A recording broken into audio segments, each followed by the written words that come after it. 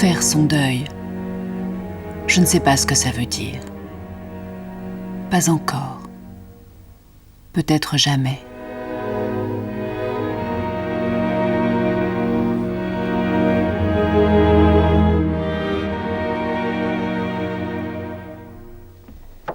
Je sais bien qu'il ne s'agit pas de renier les morts, ni même de ne plus les regretter, mais se souvenir autrement, porter en soi une douleur pacifiée, faire la paix avec la mort. Difficile de se dire que tout a une fin, même les liens que nous tissons avec les autres. En fait, nous passons notre vie à devoir larguer les amarres, à nous détacher, à faire notre deuil d'un pays que nous quittons, de notre jeunesse, d'un travail, d'une maison, d'un amour. Le deuil, c'est la souffrance qui accompagne une perte. Il est d'autant plus difficile à faire quand il s'agit de la mort d'un être proche. Annie Dupéret, la comédienne, a écrit un livre, Le Voile Noir, dans lequel elle raconte ce qu'a été pour elle la perte de ses parents, décédés d'une intoxication à l'oxyde de carbone alors qu'elle n'avait que 8 ans. Le livre est illustré des photos de son père. C'est un témoignage bouleversant sur la difficulté, mais aussi la nécessité de faire son deuil.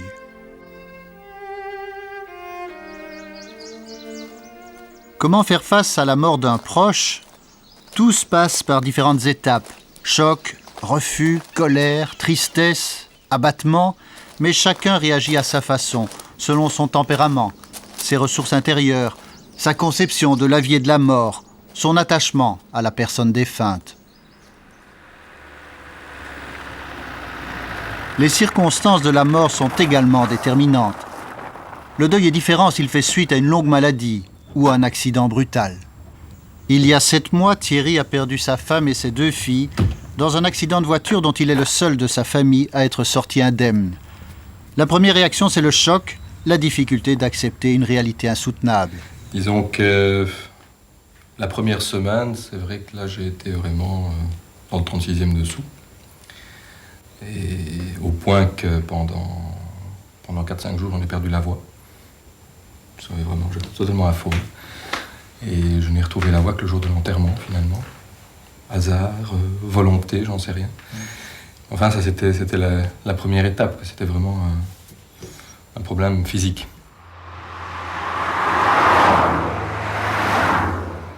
Je suis repassé sur les lieux du drame, oui. C'est vrai que c'était quelque chose que je devais faire. À un moment donné, j'avais une impulsion comme ça, je me suis dit, ça, je dois absolument exorciser l'endroit. C'est vraiment ça que j'ai fait. Mais là, je ne suis pas allé seul. Alors, je suis allé avec mon père, qui lui était déjà allé quelques jours auparavant. Et bon, je suis resté là. 3/4 d'heure, 1 heure, je ne sais plus. Devant l'épreuve, le père de Thierry a réagi, lui, par l'action. Il a lancé avec succès une pétition pour faire modifier la configuration de cette route meurtrière, la Nationale 5, au sud de Waterloo. Thierry, après un temps d'abattement, d'interrogation aiguë et dramatique sur son avenir, a décidé de revivre. 15 jours après, déjà, je m'étais dit, c'est pas possible, je dois continuer. J'ai 36 ans. Et la vie ne s'arrête pas là. Je me suis dit, d'abord, j'ai essayé d'un peu positiver tout ça. J'ai vécu quand même 8 ans de bonheur avec ma femme, avec mes filles. Bon, elles ne sont plus là, d'accord. Et ça, je crois que je ne l'accepterai jamais. Mais le réaliser, c'est autre chose. Réaliser vraiment ce qui est arrivé, je crois que ça, c'est très important. J'essaye surtout de me remémorer les moments positifs, vraiment les beaux souvenirs que nous avons eus. Et je me dis que ce sont ces souvenirs-là qui sont ici et qui doivent m'aider à continuer. Il va falloir du temps à Thierry pour intégrer une épreuve comme celle-là. Le deuil est un processus. Le temps, une notion subjective qui varie d'une personne à l'autre. Souvent, les hommes réagissent différemment des femmes face à la détresse. Mais le temps n'est pas le baume universel qui cicatrise toutes les plaies. Même après de nombreuses années, pour certains, la blessure est toujours là. Je ne peux plus dire que je me sens triste tous les jours, mais c'est un sentiment de ne pas vivre pleinement, j'appellerais ça sous-vivre. Donc, ne pas profiter de la vie, aussi ne pas oser profiter de la vie, parce que quand on a perdu des enfants, c'est comme si le sentiment de n'avoir plus le droit de vivre est toujours là. Alors de temps en temps, ça se manifeste avec des coups de poing très forts, mais je dirais tous les jours, c'est là.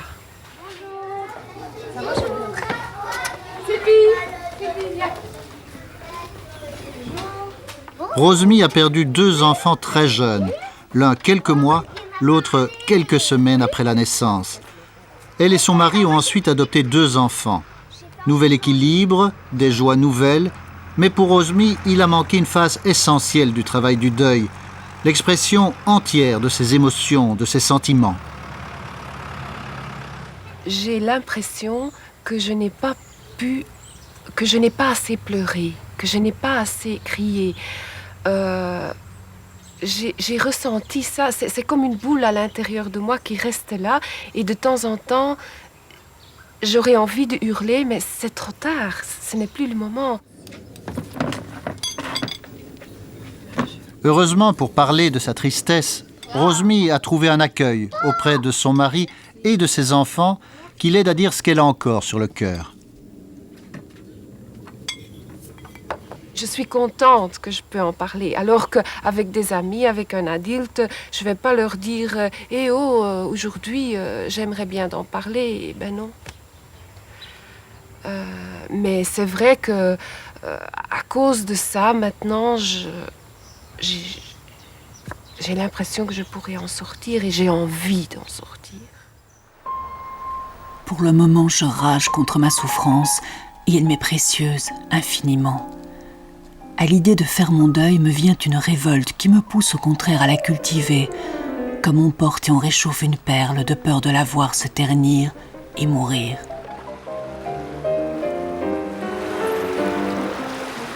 Le deuil est un processus, mais d'abord un temps de crise au cours duquel tout est chamboulé. C'est la confusion, on ne voit plus clair, tout se précipite. Des sentiments contradictoires, inavoués peut-être, qu'on ne s'attend pas à ressentir, vous envahissent. Ma tristesse, mon chagrin, qui était atroce, était mélangé de colère.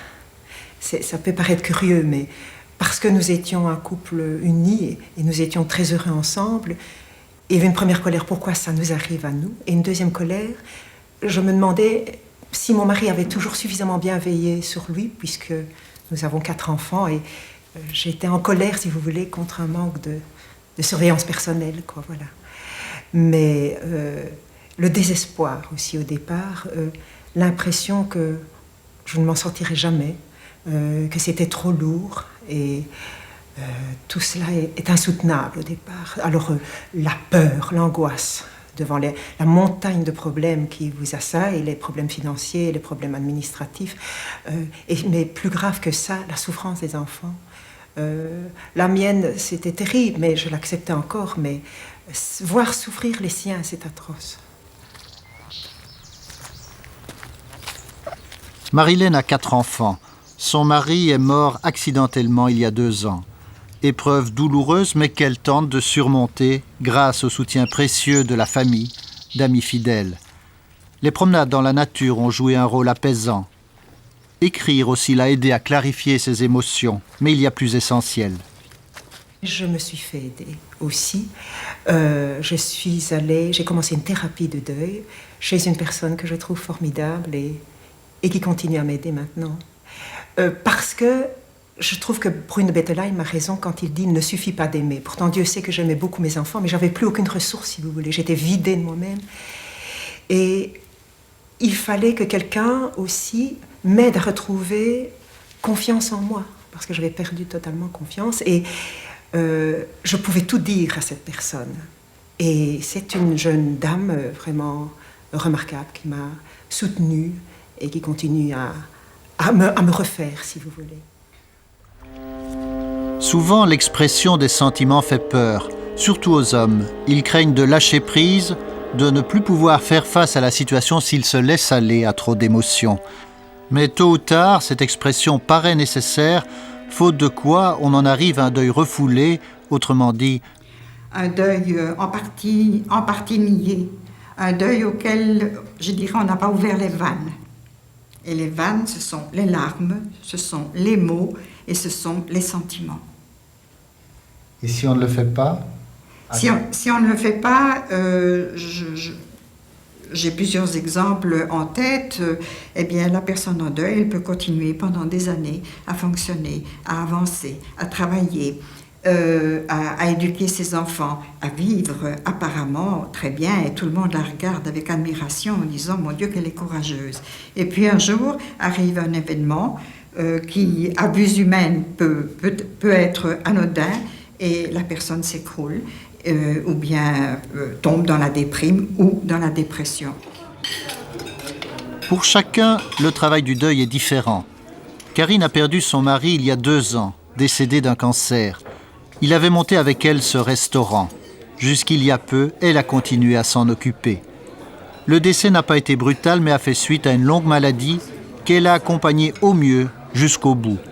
Une terrible épreuve, mais atténuée peut-être un peu par cette proximité finale. Quand on a eu l'occasion d'accompagner et d'être aussi proche de la personne, il est évident qu'au moment du décès, c'est un coup fatal, la mort est là, elle a sonné, c'est définitif, mais c'est tout à fait différent, par exemple, que dans le cadre d'un accident, parce qu'on a pu en parler, on a pu préparer, enfin, on a déjà discuté ensemble de la mort, et il y a tout cet accompagnement qui, je crois, déculpabilise quelque part la personne. On n'a pas de remords, c'est pas « si j'avais su ceci, non, on n'a pas de remords. Mieux, on peut toujours faire, mais on était là, ensemble. 1, 2, 3, 4, 5, 6. Encore à moi. 5. 1, 2, 3, 4, 5. 2, 1, 2. Allez, un petit 6 pour mamie. Hein. Non. Un petit 6 pour mamie. Oh, oui. Un deuil, c'est une souffrance, mais accompagnée aussi de difficultés pratiques auxquelles il faut faire face. Une nouvelle vie doit s'organiser. Karine a pu compter sur l'aide précieuse de sa mère pour s'occuper de sa fille Morgane. Les enfants aussi doivent faire le deuil. Morgane a été bien accompagnée. Elle a été correctement informée de la réalité du décès de son père. Elle sait ce qui s'est passé, mais que le lien du cœur est toujours vivant. Il est important pour l'enfant et le parent de pouvoir l'un et l'autre exprimer sans crainte leurs sentiments.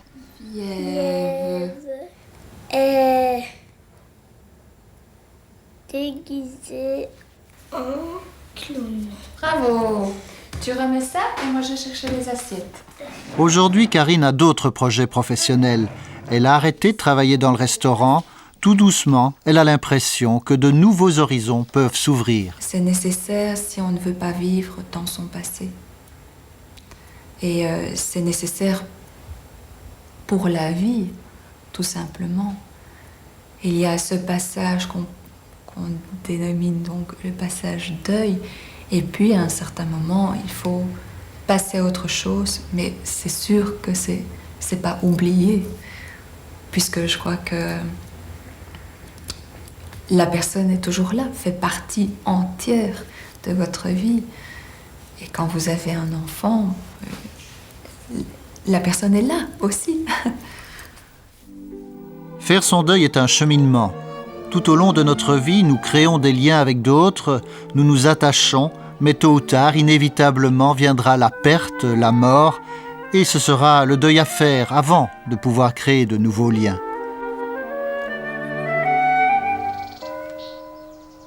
Aujourd'hui, dans notre société, il n'y a pratiquement plus de rituels comme jadis, qui permettaient à l'endeuillé l'expression publique de la tristesse. La mort est occultée, cantonnée dans les cimetières. Pour Françoise Humblet, qui a vécu le deuil d'enfant, chacun doit trouver son rituel. Pour elle, l'écriture et les promenades le long de la rivière ont joué un rôle réconfortant. la rivière qui un jour, dit-elle, rejoindra l'océan. Elle a créé une association, Parents désenfantés, un groupe d'entraide et d'écoute pour les parents qui ont perdu un enfant. Elle nous a parlé aussi du malaise souvent éprouvé par les personnes qui approchent les endeuillés. On sent qu'ils ont peur d'y faire penser, d'ailleurs ils nous le disent parfois. Or, nous y pensons de toute façon. Ils ont peur de l'émotion. L'émotion fait très peur. On croit que c'est mauvais, et l'émotion n'est pas mauvaise. Parfois, il y a de l'indifférence vraiment, ou de l'oubli. Donc, il y a beaucoup de raisons à ça. Mais ce que moi j'attends et ce que nous attendons tous, c'est pas grand-chose. C'est un regard, un geste, une allusion, ou même un aveu d'impuissance.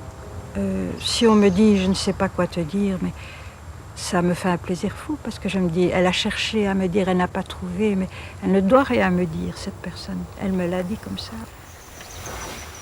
Le deuil est une crise, une épreuve si terrible que certains ne s'en remettent jamais. Il transforme en tout cas profondément les personnes qui l'ont vécu, parfois aussi paradoxalement leur regard sur la vie en est changé. On regarde le ciel, on se dit je suis toujours là, le soleil brille, le ciel est bleu, quelle merveille, on est toujours là. Et on profite beaucoup plus du moment présent, c'est clair.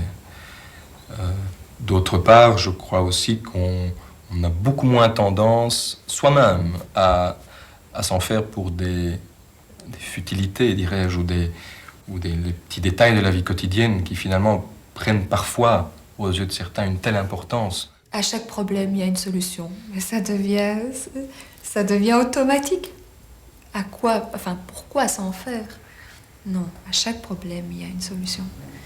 Et on a surmonté quand même un événement important. C'est vrai que ça vous donne la force de surmonter beaucoup de choses, peut-être plus aisément, plus facilement. J'ai rencontré tellement de générosité, d'attention, de délicatesse que, curieusement, ça m'a rendu espoir dans l'humanité. Enfin, c'est peut-être un grand mot, mais il y a vraiment beaucoup de gens très bons et très généreux. Et des gens qui se révèlent à des moments pareils.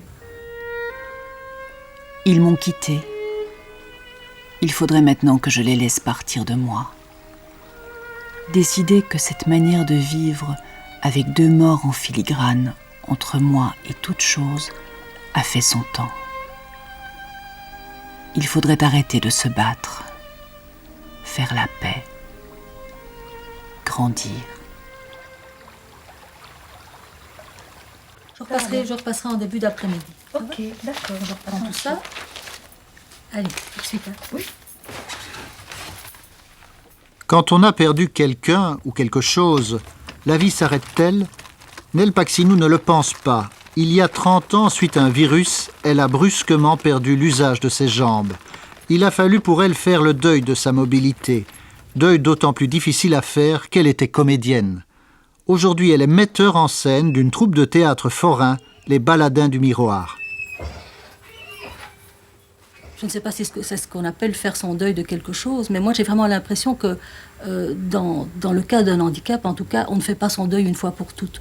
Que c'est à chaque minute de la vie qu'on refait ce deuil et qu'on décide de vivre. En fait, c'est ça, c'est un choix de vie qu'on fait.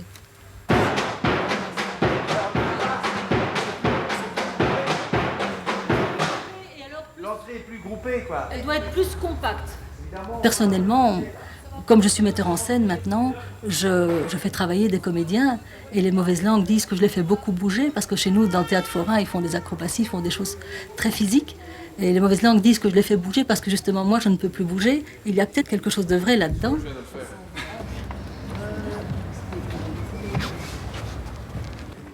Je crois que c'est ce qui m'aide le plus à vivre, c'est me dire il faut faire quelque chose. C'est de ne pas se centrer sur son propre problème, mais d'être tout le temps à la recherche de l'ouverture vers l'autre. Et c'est pour ça que j'ai créé une compagnie. J'ai eu de la chance, j'ai rencontré des gens formidables avec qui j'ai pu vivre un rêve et le concrétiser. Mais c'est toujours, un choix d'oublier son propre problème et d'aller vers les autres.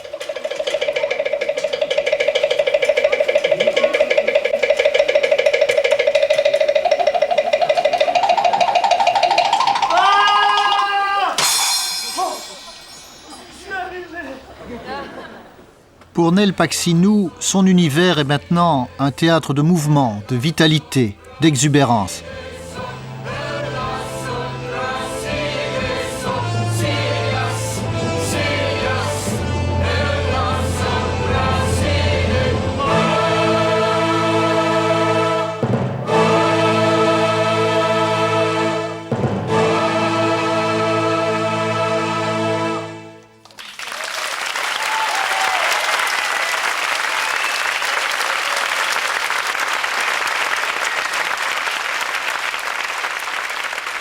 Pour arriver à faire son deuil, le prix à payer est parfois cher. Pas question de le nier. Reste la voie étroite, difficile, ne pas s'arrêter, dépasser le manque, créer de nouveaux liens autrement.